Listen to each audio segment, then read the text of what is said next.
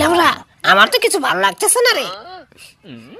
আগামীকাল তো পিকনিক, বন্ধুরা সবাই পিকনিকে যাবে। লেবরা আমি তো যাইতে পারবো না নে। আমার বাপ যে কেপ্টের বাপরে বাপ পালার ওর উপর যদি একটা টাকা পড়ে থাকে সেই টাকাটা মানে সাড়ন তুলে ফেলায়। দেখি তাই আব্বুর কাছে যাই, দেখি টাকা পয়সা পায় নাকি। ভাই দেখি কি এরফোন আব্বুর কাছে যাই, টাকা দেয় নাকি।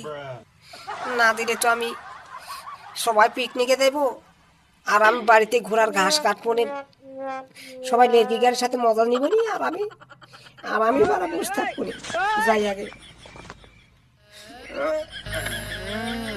যাই বাবা রে,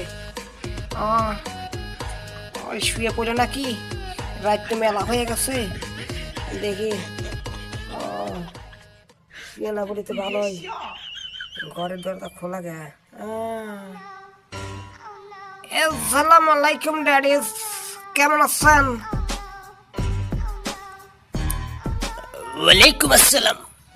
এই কিরে শুনলু, তোর ব্যবসা করে তো বুঝতেছে না রে, এত রাতে তুই আমার ঘরে কেন? এই বল, তোর মতলব তো আমি বুঝতেছি না রে, তোর মতলব তো খুব খারাপ বুঝতেছি। এই কি জন্য আইসিস তাই বল, আমি শুয়ে পড়বো এখন। ইয়ে মানে বন্ধুরা সবাই স্কুল থেকে পিকনিকে যাইতেছে, তাই আমি পিকনিকে যাবো। তাই কিছু টাকার দরকার, কিছু টাকা দিতে হবে। ওরে বাপুরে, ওই সুদ্দীপ ভাই, তোর তো কানে মুত্র দিয়ে আমি কান ছিঁড়ে ফেলাবো রে বেটা। টাকা কি বলেদের গোয়াতে বাইরে হয়? এই বেটা তুই টাকা চাস? কি বলেন ড্যাডি, বলেদের কথা টাকা বের হয়? সেই বলদটাই তো আমার দরকার। সেই বলদ পেলে তো আর আপনার কাছে টাকা চাইতে হবে না।